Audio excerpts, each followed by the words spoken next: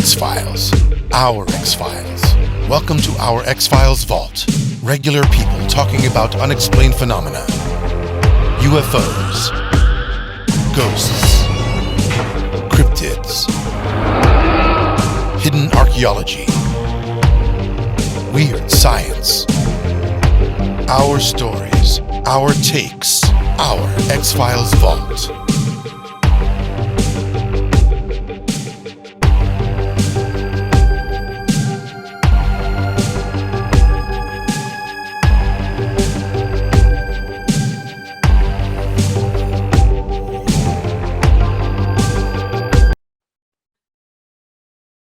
Hey, everybody. Welcome to another episode of Beyond Reality with our new, edgier, controversial format. Just kidding. Hey, Samuel. Hey, good evening. Good evening. How's it going, Kev? Tonight's episode is sponsored by Yingling and sparkling water, raspberry water. Hey, it's the only one I find. I promise I just cracked it. I haven't been sitting here drinking all afternoon. Yeah, at least it's not Svetka. Exactly. Oh, you remember the name. Very good.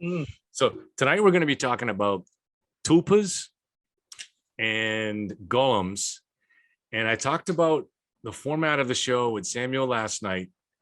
And to keep it interesting, he likes the idea of me challenging him with questions almost to the point of pissing him off, but not quite. But the idea is to always come up with, we don't want to just be repeating stuff that's been on the internet that anybody else can find. So hopefully we'll explore some new territory here. So let me just, I'm going to scroll down to the definition of a tulpa, and then I'll just get right to the question with Samuel. Oh, there it is. So this is taken from the Wikipedia. A tulpa is a being or object which is created through spiritual or mental powers, considered to be sentient and relatively independent. Tulpas have thoughts, emotions, and personality separate from their host. People who have one or more tulpas are called tulpamancers, and tulpas can be created either with a collection of meditative techniques or accidentally when someone has an imaginary friend that persists later in life. That's interesting. So what do you think? I guess the first question would be this. This is a tough one, though, actually. Can you think of that Tibet, right? What's that? I think they're Tibetan. Yeah, when I read through the Wikipedia, they're mentioned in the Tibetan Book of the Dead, but they were also made popular by Theosophy. I didn't read up on that, but I believe that's a kind of pseudo religion that was formed in the United States maybe 100 years ago, but it's popular in parts of Europe. Theosophy? Did I say that correct? I'm not sure. I might be missing a syllable. Remember, we flip a coin. We just might be there at this point. People who know what it is will at least understand, anyways. So, but the thing that I'd be curious about, if I was to challenge you to find a way to come up with a scientific basis for the plausibility of a tulpa, could you come up with one? Is there anything? Well, it has to do, think about it. You might not have hardcore scientific evidence about this, but it has to do with the manifestation of the mind, right? Yeah. It's like, take for instance, Buddhist monks who do, when they do their throat singing, they put their entire body on a different wavelength. Hence, they can achieve certain feats when meditating. But it's for me, honestly, it's not beyond the realm that they can take it one step further, being of one mind or concentrating on one particular thing to bring it into fruition. I mean, you have most of the self-help book today are about manifesting things, and it's about harnessing your own mind. So the fact that they can create something like that, I mean, it's not unheard of, and Actually, you probably remember this movie from years ago, Firestarter. I love it. I read the book by Stephen King. I remember I read Right, that book when I was younger too. Yeah. right. But that's the focus of the mind. That's harnessing of the energy. She can create flames out of nothing. Right. Now, maybe that's a different kind of tulpa. You might have think about people who actually like if you go into church and stuff like that, people who spend a lot of time in meditation and prayer, they have a different type of energy around them to begin with. So the fact that you can create another being, well, that's something else. That's something else. But I think we give energy to once you put energy and thoughts and stuff out there, it has a way of manifesting itself, whether consciously or unconsciously. But it's very different when you're talking about, well, I mean, if you look back even just to the old, it's been talked about forever, the Cartesian duality. So you have mind or spirit, and then there's the material, and then there's the material world. So it's possible to have a psychic, which can bend a spoon, maybe. I'm not, I'm not saying, I'm just using that as an example. You're not creating anything materially. You're exerting transference of energy. Yeah. So to actually create something material in the world, that seems like a whole different level of well, I mean, it's not from my understanding, it's not actually a physical being. It's more of a something a form of energy by itself. Well, I mean, if I guess in theory, I do the Einstein. I'm no physicist, but I think like any matter can be converted into energy and vice versa. So I guess you bringing up the fire starter made me realize if you can create fire, I guess in theory you can create matter, right? Right. But it is still different. The idea of something that's, and I don't think the tulpa is a spiritual thing. I think it's actually a physical form. If it's supposed to be a physical form that is brought into the world. I might have to challenge you in that one. From my understanding of it, I thought it was more of a spiritual thing. Let's go back. Let's see what all right. So tulpa is a concept in theosophy. So I was pretty close. Of a being. So a being or object which is created through spiritual or mental powers, but it's an actual being or an actual object. But these are usually seen as an actual in the flesh being that comes in through the thoughts of one person. That part there, I'm not sure if I agree with it. You as I said, people try to manifest different things using energy and using, what is it again? I forget the frequency. 111 hertz or something like that is supposed to be able to rewire your brain, give you I didn't know that. I'll have to try it tonight. I'm in serious need of rewiring. But if you have all of this ability and you send it out, you can manifest something and bring it to you. The idea of creating something physical, it's a hard sell, no question about it. It's a sell, but think about it. Like, how many times have you been thinking about something and it's been nagging you? The next thing you know, it shows up. Did you manifest it? Well, and that would be synchronicity, right? We could talk about that too. I'm a huge, not an expert by any means, but I just almost to the point of being obsessed with Carl Jung sometimes. But he has, and actually, well, since I brought us back to Jung, he had an interesting view of the world that a handful of physicists still adhere to, and his view of the world was developed in partnership with a Nobel Prize winning physicist named David Pauly, who had, like a lot of those guys that were the central part of physics that was being explored at that point was quantum theory, which really began about 1925. And it just blew a lot of those people's minds because they realized that, or they were forced to conclude that the reality doesn't really exist without an observer. That's what the experiments were showing, which was amazing. So they developed this idea of the unus mundus, but basically one world. Mm-hmm. And I think the way they looked at it was, underlying all reality is this one world, and this one world can be broken into two things: psyche and material. And so the world around us, of our bodies and the objects, that's the world of the material. But then the world of psyche is equally important, and both of them stem from this common source. So I don't know, when you look at something like that, and so that's why he was able to, Jung wrote a whole book on flying saucers, and he believed that these things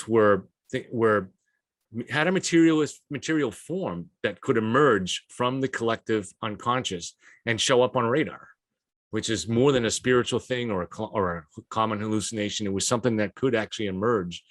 It's fascinating. It's a fascinating thing but the way I see things like that, like let's say a collection of energy, if you talk about, you step into the realm of the paranormal and you're looking at something, you're doing investigation, there's residual energy there. Was that there? Did it manifest itself inside of that fashion? But it's made out of energy. Right. It's made out of energy. It has a frequency. All right. Well, maybe I mean, you had mentioned last night talking about the golems. Maybe that's a little more consistent with what you're thinking, because you're taking something and making its body out of clay, right? Right. And then you somehow breathe life into it. Right, and that has to do more with mysticism. But coming back to what we were saying, when you're talking about tulpas, I had something else that came out. You remember a couple of years ago, there was a fictional story which came out about Slenderman, and then people started to say that they saw him in the woods and all of this. Sure.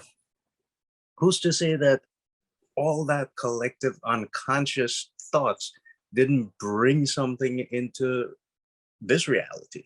That's a perfect example. That's exactly what I think some people would say, is that the internet allows for a great number of people to start believing in something. So initially somebody posted something on a chat room somewhere about this Slenderman, and that's how it was born. But then when enough people started believing in it, maybe it could take some kind of physical form. Again, I'm not arguing for that, or I don't think you and I believe that that's the case, but that's, if we're going to try to make the case. Yeah. It's a thing, because the collective amount of energy which was projected, right, forced it into existence. The same way if you have somebody wanting to create something and they reach a stage where you have a group of Tibetan monks, they're there together, they're all meditating on the idea of creating something or bringing something into fruition. Then I guess once you reach that certain level of deep meditation, you can actually call forth something, whether it's correct or whether it's physical. You can manifest something physical that you need. That part there is a hard swallow. A sentient form physically. I don't know if I get all of that, but creation of something, I think it's entirely possible, because as I said before, like, you go into a house, right? And it's happened to me, where there's an energy there. You can feel it from the time you walk in. You walk into a place, and sometimes you have a nagging feeling that something doesn't feel right. Yeah. you walk into a room and all of a sudden the temperature drops, you'll be like, all right, something's not right here. Mm. But that's a physical attribute of something that was created or that just transferred with energy there as well. So Yeah. can it be made? Yes, it can be made. Can it be made physically? That part I'm still having a hard time wrapping Yeah. my head Yeah. around. Yeah. It's But hard. It's hard to think of, you know, if something is made physically. Now, I guess you could look at it, you know, the hardest way would be you're actually pulling matter, atoms and all, you know, into out of thin air based on some thought form. That seems like that would be extremely unlikely. Maybe a little bit less unlikely would be if you started pulling the atoms together from the surroundings. So if you were able to create this manifestation, it kind of, this would be similar to the golem in that, but in the golem they're taking the clay and they're shaping it and then breathing life into it. But in this case here, the creature, it's the energy of the creature you create would pull its own material in from the surroundings and breathe it and kind of have its own life breathed into it that way. I don't know. If we were writing a sci-fi story or a horror story, would that work? Something along those lines. I think we're hitting it on the head over there, but we might have something there. We should put those ideas down and get us there. Yeah, but I mean, it's the manipulation of energy from a singular thought, creating something and bringing it into existence. If it happened with Slenderman, if it could happen why people see repetitive energy in the terms of like ghost, shadows of the past, something repeating the same event over and over. Mhm. You know, it's entirely possible. But with the golem now, that is literally made out of clay. Yeah. You know, you action that thing, and that's, I guess, you use Jewish mysticism, or I think it was what was it that they, according to the book that they used for that? I don't know if did they use the Kabbalah or I'm really, I don't know. I think it was Kabbalah, Yeah. right? I'm not sure. I really don't know. I've never, I know a Right, little bit about the Kabbalah, but not much. right. They did say there was a story that it was created during World War II to help some Jewish families. I think Uh, the original like story was a rabbi from Prague, if I remember right. But like Some say a couple 16th century. century, what century? I think it was 16th century Prague. Okay, yeah, I think so too. Yeah. Something like that. Yeah. Yeah. And supposedly the golem is still sleeping in some attic somewhere, right? In Right. Prague, I think so. It's still sleeping, but then once you create a sentient being for a purpose, um, for protection, or as the case might be, what's to stop it from doing something else? Exactly. Yeah. You know, you're literally creating Frankenstein's monster right there. Yeah. Yeah. Well, I mean, although in theory we do that whenever you give birth to someone, right? Mm-hmm. You know, it's starting out with two cells, and if you believe in a soul at some point, or as Jung would call it, the psyche takes residence inside that, and it pulls in the materials around it and turns into a physical being, and that Mm-hmm. you know, and that psyche continues to grow, whatever that, you know, inside there, and you don't know what it's going to do once you loose it onto the world, right? Right. It could do But podcasts, or it could become a serial killer, or it could do both. I'm kidding. yeah, right. Yeah, but that there, I mean, we're talking mysticism there, and it wasn't too long ago that people actually used to practice alchemy, Right. right? And that was considered a science. Isaac Newton spent more time on that More, than he yeah, did on yeah, developing science. Yeah. right. But there's something to be said about that, because historically speaking, different cultures, they had things that they said that they could create. Now, inside of if you look in the Judaic text, they said they could create a golem who was supposed to be their protector. Yeah. In forget which word they had written on its forehead. I think it's truth. The word truth written on its forehead, so that it could stay true to them. There was a scroll which was put inside of its mouth with the instructions, so that it wouldn't be able to do anything else. And in different parts of the body, they would insert different scrolls. But if you think about it, they have in areas in India, they have people who say they quote unquote create things, similar things that they use as helpers. I mean, in Haiti, they don't call them tulpas, or what do they call them? No, I forget the name right now, but it's right now. It was written about in the 19th century by a British general. So I mean, now they say it seems like fiction, but Yeah. he said he had seen one which was created by a Hindu mystic. Huh, I didn't know about that. Mm-hmm. And we got to find out. We got to find out what the name of that is.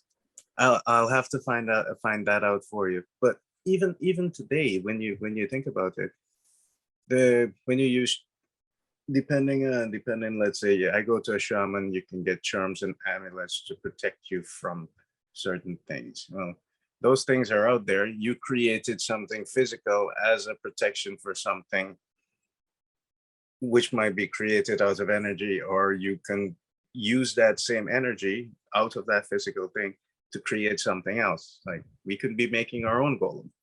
We could be making our own tulpa. Why the heck couldn't we just manifest $1 million right now? Well, what if when you manifest something, it's temporary? I gotta spend this before it disappears. Yeah, that's where investing comes in. Put it to work. Yeah, money does disappear anyways, I guess so. Yeah. So one question I had before I bring on our special guest, I didn't tell you I actually have a tulpa here. Oh, you do? Lovely. No, I'm just kidding. But I got the golem. He's about to kill me. But Yeah. So if you yourself could bring a tulpa into the world, would you?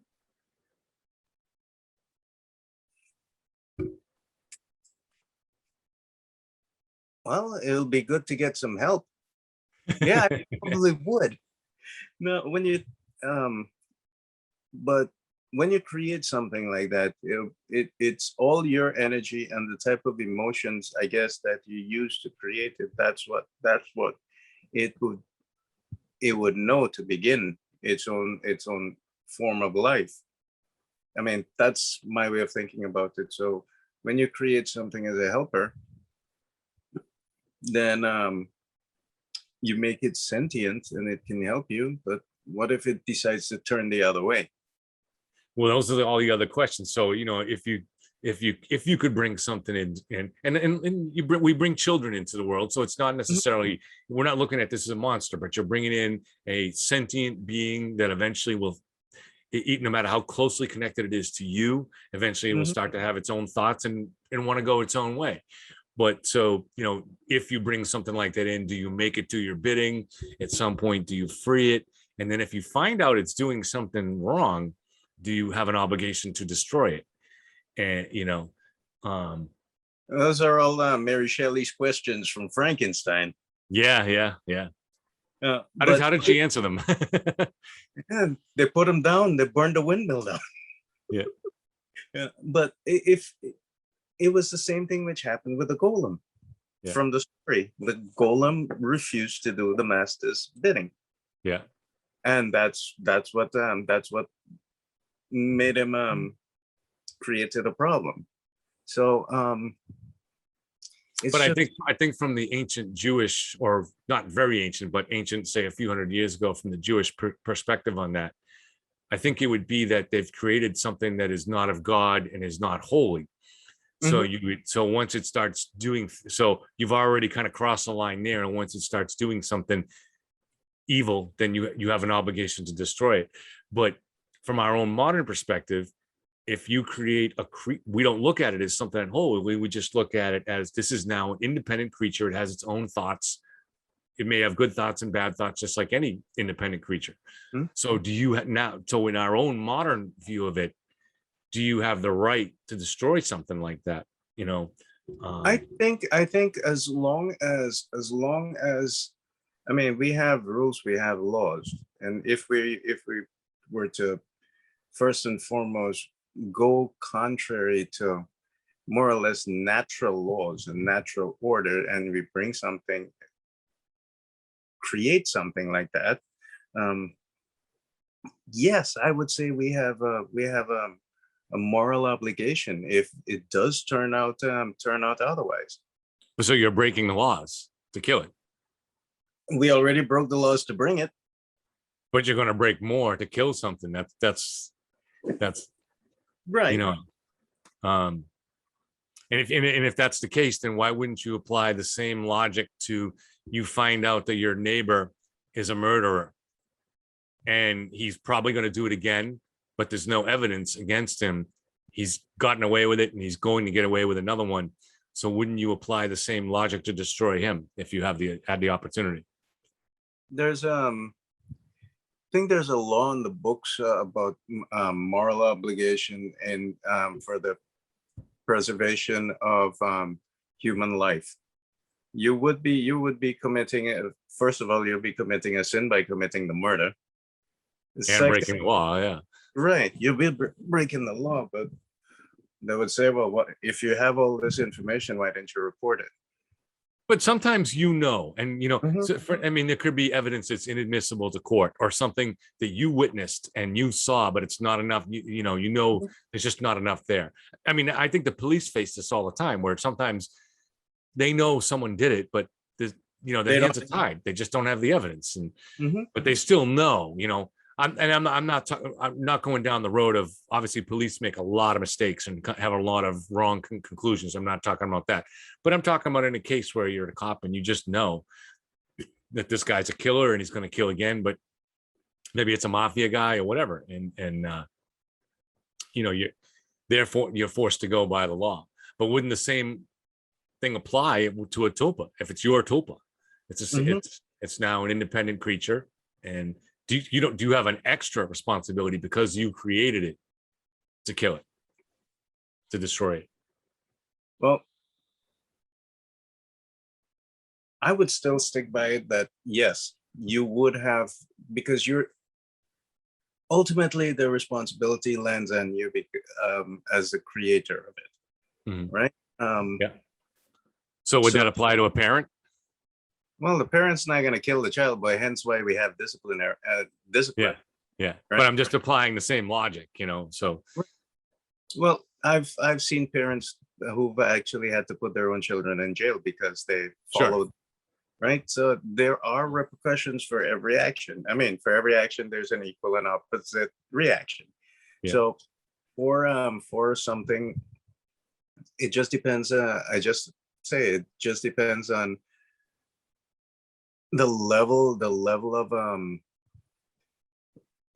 of the intent or the intensity of the action. Like, you're not gonna throw somebody in jail just because they trip somebody. And I mean, we used to do that for fun and jokes growing up. Right. Right. But if somebody intentionally picks up a stick and uses it with the intent to hurt somebody, Right. you know, So if if your personal tupa goes on a shoplifting spree, you're not going to destroy him just for that. well, morally, I would say that if my Topa did that, well, obviously, he probably got the idea from me. He's I working don't, with you. I don't know what kind of energy he went into that one there, but I mean, in that case, I should teach him safe cracking. Put him to work. Yeah, put him to work. Come on. And what's the point of having a tulpa if you can't break the law and not get blamed because he's doing it? All right, but then again, if the reason why I say this is that it's easy, like for people, you find this with soldiers who are in special forces and stuff like that all the time. The department which actually train them, you train them for a purpose. This is your creation now. You're Victor Frankenstein. You Yeah. create. Now, if one person decides to go rogue, Yeah. that's your creation. You have a responsibility to reel them in.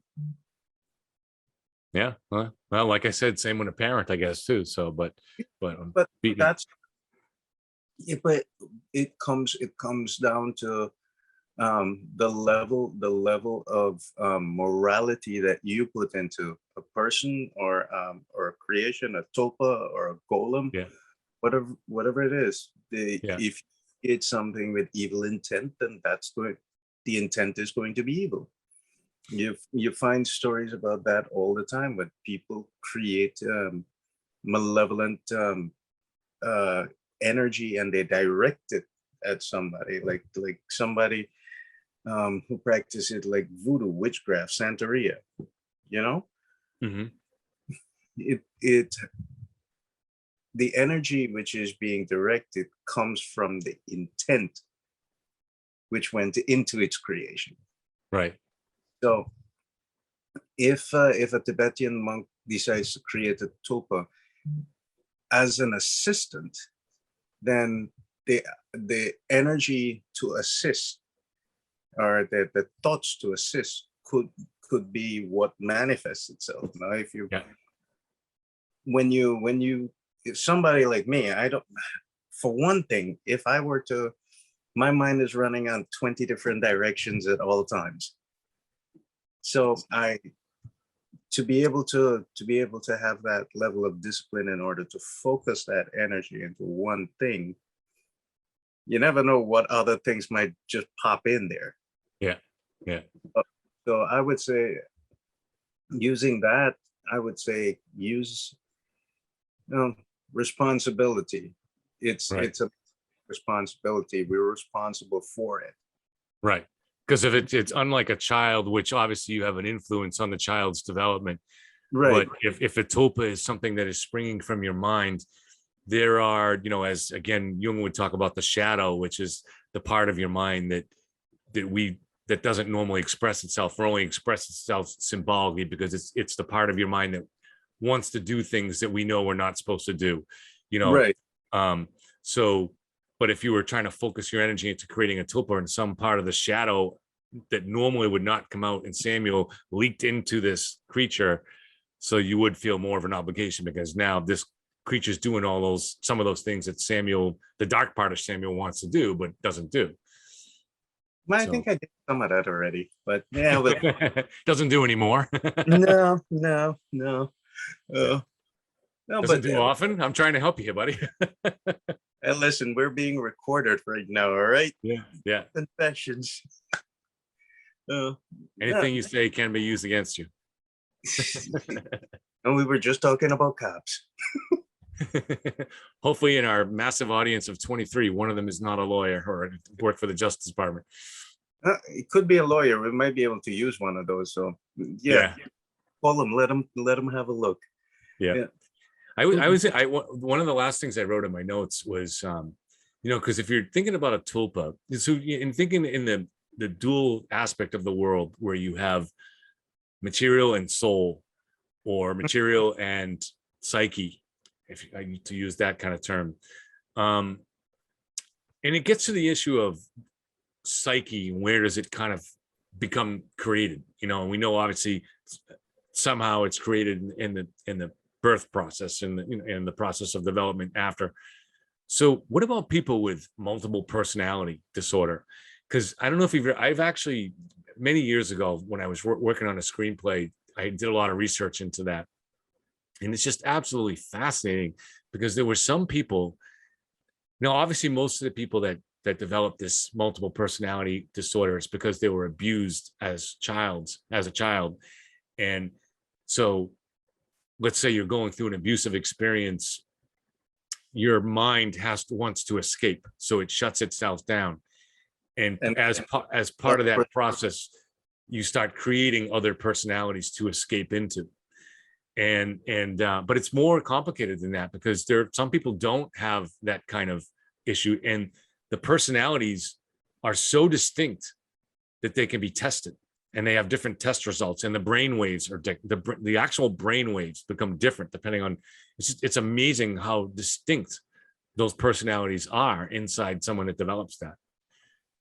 There was a movie a few years ago about somebody who had multiple personality, and it was the trauma that created it, and this other part of him turned out to be a killer.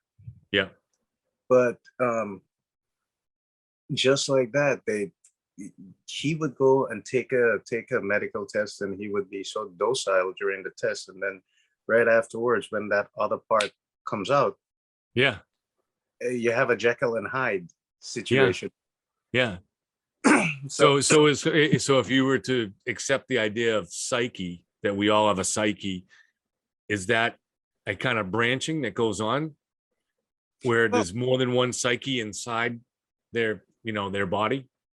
Well, think about it. We all, in some way or the other, maybe not to extreme measures, but we all have a different type of personality that we use to interact with people. Yeah. Like, for example, I might be the same guy, but I would interact differently with a group of my close friends, and that's that type of personality. That's the Sam that they know. Yeah. I go to a social event. Everyone's dressed in tuxedos. You interact differently. You speak differently. Yeah. But the difference is we know how to control it. We know that type of behavior. We can control it and we use it. It's not like we become two different people. If I It does seem like that's a whole different thing, though, because that's just kind of a behaviorism that you're taking on. You don't become a woman in a different group. I mean, you don't become a 6-year-old girl. You know what I'm saying? With these people that have the multiple, they break into something completely different. And like I said, you can put them under, and then you can put them up to a electrocardiograph machine, and then the brain waves will be absolutely distinct for each character. Which is not going to be the case for you or I. We do it to a certain extent, but with those extreme cases, it's actually very fascinating when you think about it. The way a brain can be able to program itself. That you have that ability to create something like that, and not in a separate entity. It's the separate entity is still you. Yeah. Well, I mean, you think too, like it's so I think the part of us that would resist that idea is if you believe in the idea of a soul, it's not appealing to our usual way of thinking things, that a soul could split off into multiple souls inside one person. And I'm using the word soul for psyche, but maybe psyche is a better word. But there is a precedent for it, in the sense that when you're born, your psyche splits off from your mother's. So there is a branching that goes on there. There's a certain bit. I mean, when you look at it, most of our behaviors, for people who look at people who are separated at birth, and when they finally do meet up again, a lot of their behaviors and mannerisms are very similar. Right? Yeah. That part there was still with them. They didn't know it. It's in science can't explain all of it, but people say that, well, maybe it's he's got, how many times you see somebody be like, oh, your dad used to do exactly the same thing. You hear it, or somebody be like, you make this just as good as your mom. Would that be that you have that ability to create, or you have certain mannerism? Um, it's entirely possible. But you brought up something interesting there. When you break apart somebody's psyche to create different people, um, mm, with that kind of mental mental juggling, so to speak, do you think it's possible that someone who has not gone through a traumatic event can create an alternate, sort of like an alter ego, and switch back and forth? Do you mean Con- Do you mean intentionally or inten- unintentionally? Intentionally create that. It doesn't seem. I don't. I've never known anybody like that. I mean, we Mhm. all know people that seem, like you said, everybody to a certain extent is different people with different groups. But we all, especially my life in the bar industry, you would see some people that could really manifest a totally different persona. But I don't think that really is what we're talking about here. We're talking about someone that is a distinct personality, a distinct person, even to themselves. They think these are all different people. So as far as someone intentionally doing that, doesn't. I mean, any of the research I saw, it seemed to be a split that went on within that person's mind. So I guess if I was to, I'm not sure if I really believe in things like a psyche or a soul, but if I'm going to accept that as a concept, to me, you have this, your mother has a psyche, and then at that, when she's pregnant, in that process, your own psyche bubbles off, and there's a branching that goes out. Mhm. Normally, that's the end of that branching until you maybe contribute to someone else. But with some people, that there's a disruption for whatever reason, usually trauma, but not always, the branching continues inside their head, and they develop more than one. So in theory, to me, someone with multiple personalities has multiple psyches. Each one is distinct. Or at Right. least that's more interesting anyways. Yeah, it seems that way, but a lot of what can be said. What do you think of? Some people will call it multiple personality, but there's also a possibility. It's very similar to that. The idea of possession. Well, I mean, I'm not, like I said, I'm more of a hard science guy. I don't really believe in the supernatural. I keep an open mind about it. And obviously, while we're doing this kind of a channel here, I have to keep an extra open mind. Mhm. So, but as far as possession, well, again, I'll keep bringing it back to Jung, just because you can try to get some kind of a grounding that's beyond, say, religious. Okay. So if you look with that theory of the world, he believes he believed that archetypes can manifest materially. And so an archetype is more than just the idea, this thing that exists only within the collective unconscious, that manifests itself in human behavior. To him, it could actually manifest itself in the world as a material thing. And these were basically what he believed that the ancient gods were.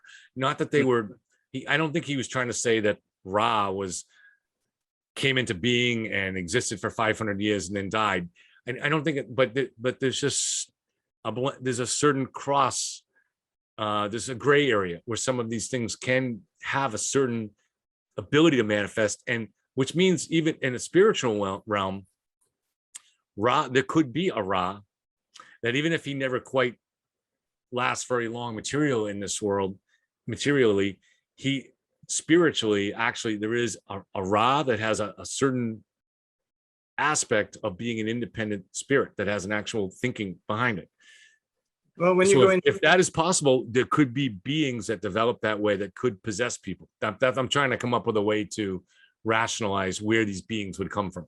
But go ahead. Well, I mean, you now when probably you have talk, better thoughts on it.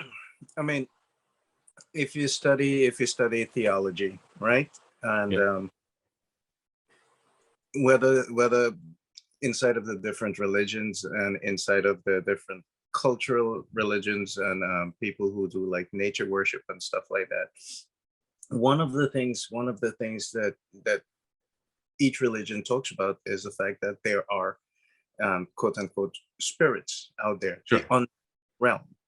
Um, the unseen realm can take different forms. Like for example, you have the Native Americans have stories about shapeshifters and skinwalkers, right? That is basically a form, using the spiritual energy for a deviant purpose, right? But they also have what you call spirit healers. People will go with a problem, and through spiritual and religious means, you can heal somebody. Somebody might have that ability. Whether and being that the place is the unseen realm, well, of course it's unseen, but it's still there.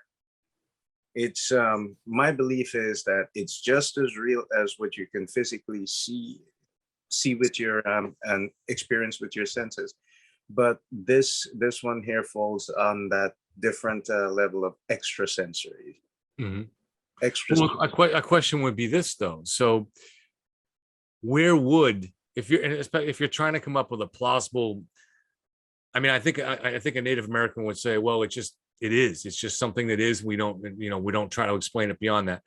But if you were to go a little further to try to speculate, for instance, obviously looking at a simple, there might be certain spirits that are the ghosts of departed human beings that came before. That's on it. But what about other spirits that, like a demon is not supposed to be someone that was ever a human? So where was that created by God? Was there from another dimension? Where do these kind of things come from? Well, it's, if you believe inside of the story of good and evil, it does say that how these things were created, but that's once again, I'm looking at it from a religious perspective. Right. The problem with using a religious explanation is that many times you don't have the scientific method to back it. Right. Because one of the things that when you go to church is you have to take a lot of things on faith, knowing of its existence, and knowing that there are such things. When I pray, you pray to Father, Son, and Holy Spirit, right? Even in the books of the New Testament, it talks about demon possessions. Yeah. In the Gospels, Jesus drove out demons, right? So these things have existed, and they were, when it says a third of the angels fell with Satan, they give rise to the demonic army, so to speak. So that's the explanation that they have, that these things did exist like that. So, I mean, if you use that explanation and we want to go create our own energy right now, do you think it will have any influence from the unseen world? When you say, you mean like create a tulpa or a mind tulpa or something like that? Right. I mean, I tend to look at, I don't see why I would look at, I was raised as a Christian, but I don't know why I would give that any more likelihood of being true than I would say Zoroastrianism, which heavily influenced Christianity, or Gnosticism, or Buddhism, or any of the other world religions that are out there, Islam. I mean, I don't know, I have no reason to give Christianity any more credence than any of those. So when I tend to start looking at opening my mind towards things that might be not proven by science but could be out there, I guess I more start in the present and the possibility of mind being something that exists separate from materiality, back to the dual thing. And then if you look at that, you say, are there other forms of mind that could be out there? If the mind survives the body, are there forms of mind that have survived from earlier civilizations or other universes, or who knows? So to me, I mean, we're told that conventional science believes we live in a multiverse, And I'm not just talking about the quantum idea where it's constantly splitting, but the multiverse that goes back to the Big Bang, that there was a large number of universes, each with different characteristics. And the one that just happens to be just right for the creation of matter and stars and planets and eventually life, that's the goal that's the one we live in. But there could be other ones out there that are similar or close or even the same, that are other universes. Now, so if mind is a form of information or spirit that is able to survive, who's to say that a more powerful thing couldn't reach us from, we'll call it another dimension, another universe, however you want to look at it. I mean, it doesn't seem completely impossible to me, that's a, so I think your question was, can I do that? I mean, again, I guess if that's where I went with the multiple personality thing. So if you have this branching that goes on, so when a human being is born, there's a psyche a new psyche that branches out from the mother's psyche, and if I'm going to go with the idea that with people with multiple personality disorder, that process for some reason continues inside their head, then I suppose you could find a way to create an independent psyche outside you. I don't know. I'll take it. That's as close as I'm gonna get to you saying that about something paranormal or supernatural. I'll take it. I like to speculate on things. Doesn't mean I'm convinced, but I mean, sure, I think it's fun, and I love any kind of sci-fi or mystery scenario that I'm willing to suspend disbelief for a story. Absolutely. What I can do, maybe at a later show, is that I had some. I'll probably send you the pictures, but I actually took. I have a few pictures that I took, which actually show an entity next to someone. Oh, wow. Yeah. I've done investigations with an EMF meter. We walked into a house in the middle of summer, no AC. Yeah. And sweating outside. He set foot inside of the house. It was like 50 degrees in that house. You could see your breath. So it didn't just feel like it was 50. You actually measured it, and it was. Yeah. But you could feel it. You could be 80, but your mind convinces you that it's right. But then when you use a thermometer, that's what I'm saying. So you did measure it. Yeah. Yeah. There are things, as I said. Well, I've done some things I can't explain, but I've also witnessed a few unexplainable things. Good. Things that can be measured, but you have to. You know of its existence, and you can show that something's here based on scientific methods, like, for example, the use of an EMF meter. Right? It measures electromagnetism in the air. Right? Yeah. Thermometers tell you of the change of temperature. Yeah. However, if you go into a room and you start saying a prayer and you come out of there with scratches on your body, how do you explain that? That part there would be unexplainable. Because hopefully it's a frisky young woman in there that's I'm kidding. No, obviously if you experience something, that's the thing. If you haven't experienced anything like that, then it becomes difficult. Now it's someone else telling you a story, and no matter how much you may find that person credible, it's still just a story unless you actually experience it yourself. Right. Which is why when I used to go sometimes to do these investigations, one of the things that you would tell someone, like I've had a few people who wanted to come along just like because they were skeptical of the whole thing. Yeah. And it's into it. The guy literally said, "Sam, I don't know about you, but I got to get the hell out of here." Yeah. Yeah. Once you start seeing that thing and seeing and experiencing what's going on around you, and then you realize that, okay, maybe all of this is true, and maybe I just bit off a little bit more than I could chew by just being here, right? It is interesting to be to do those things, but it is also very dangerous.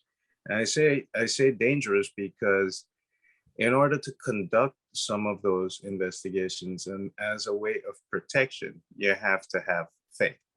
Yeah. Yeah. Right. That's important. That's an important piece in your armor when you're doing things like Does that. it have to be Christian faith, or could it be just faith in God or faith in one of the other religions? Or It could be any I would say faith in any religion inside of a case like that is helpful, because I've had people who've done prayers in Hindu prayers. I've had people who've done Islamic prayers. I've done Christian prayers, and once you call on the deity, it has some it you are creating reaction there, because then you step into a realm of a spiritual battle at yeah, that point. yeah, But yeah, it is interesting, and it's also scary at the same time. yeah, yeah. You're doing I that. didn't. I had Mhm. no idea. I had no idea that you have investigated. No, I don't know. You were part of a crew or something like that. So, I mean, that should be topic for future shows. Some of your experiences, definitely the one with the pictures, but Right. just any of your experiences, because not to bore the audience that's still with us, but we want to always try to come up with something that's new, that's not out there, on the internet, or at least not commonly out there. So personal experiences are always the best, Right. that's our X fault. But I mean, there's only so many of those that you can find, but you sound like you probably have some really good ones. Oh, I do have some good ones. I do have some scary ones, and Yeah.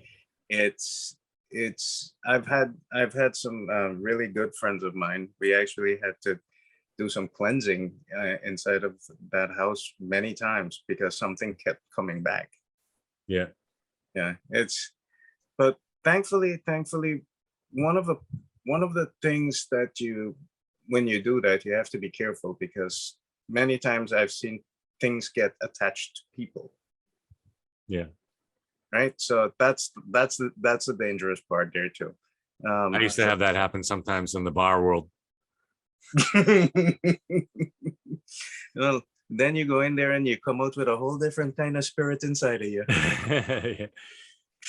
Yeah, usually it's what, Jack Daniels, Jameson, something like that. Oh yeah. I'm familiar with all those fellas. We had many a conversation there too. Yeah. Yeah. No, but it's interesting, and but inside of the same light, in the creation of a golem, right? Yeah. You're creating something, and you're using mysticism to attach some sort of sentient soul into that creation, right? Mm-hmm. If you create a vessel, you can another entity looking for a vessel can also use it. Mm-hmm. So would you be responsible for that? So what you created might end up being monstrous, but not because it's your creation, but because it's something else Something else. You look at it like anyone who always talk about stuff like take for instance people who actually do quote unquote like what they say lucid dreaming, right? Where you control your dreams, or somebody who said they had an out of body experience, right? Yeah. What it is, you're stepping, the soul leaves the body, but when the soul leaves the body, you're leaving an empty vessel there to be filled. Something else can step inside and you could be locked out. Yeah. Yeah. Yeah. So the same thing could be done with anything you create like that. So that's another scary alternative to that. Well, I've already recorded 2 of my interesting personal stories. Mm-hmm. I think they're both on the channel right now. So if you check them out, they are kind of interesting stories. And I have a few more that I'm going to put up.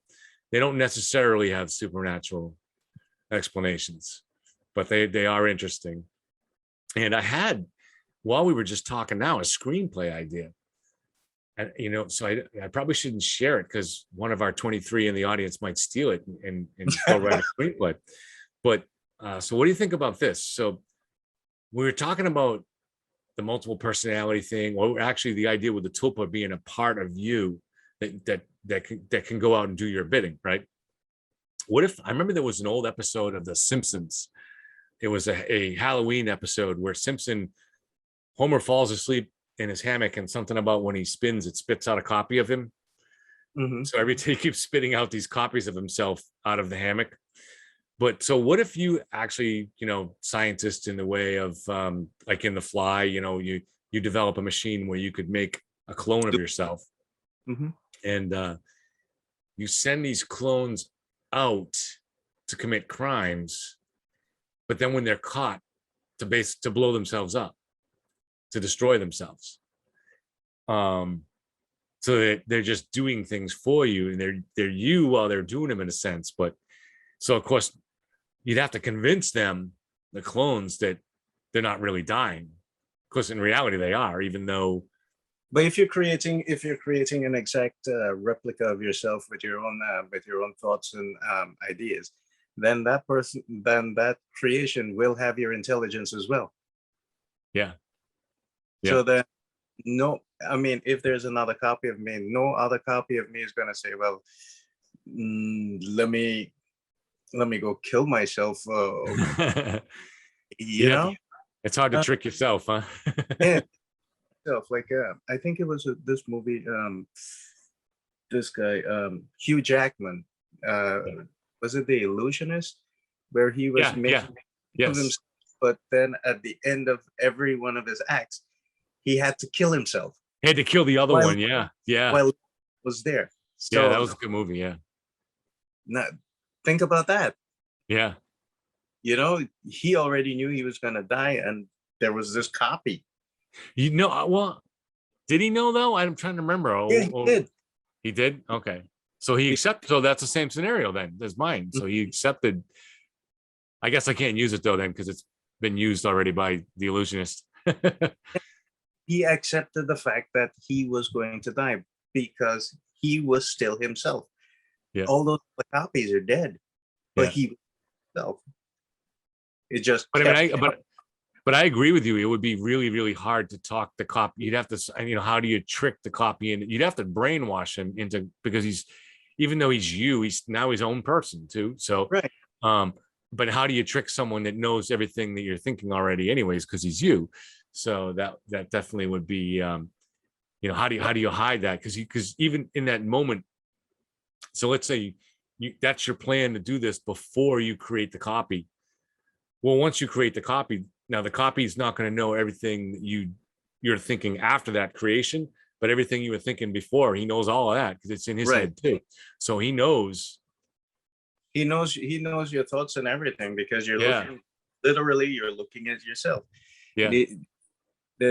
Well, if I could have copies of myself, I'll tell you, I'll have 4 of them working on 4 different novels. I'll have a couple of them to do all the paintings. I'll send a couple copies of them to go work in all the different industries, and I'll just put my feet up. That's very cruel. You're not treating yourself very well. Oh, I'm treating myself excellent. No, they're all yourself too. All right. Well, before we go, why don't can I get you on record to tell us what from your experiences, maybe related to those photos, but that we'll go over for the next show. So if somebody has made it this far to the hour point, they can say, wow, yeah, I got to tune in next week. Next week, we'll be talking about the supernatural. We'll be talking about spirits and their presence around us, and how we can protect ourselves, and some of the things that we can do to sense their presence, and how we can protect ourselves against them, those malevolent types.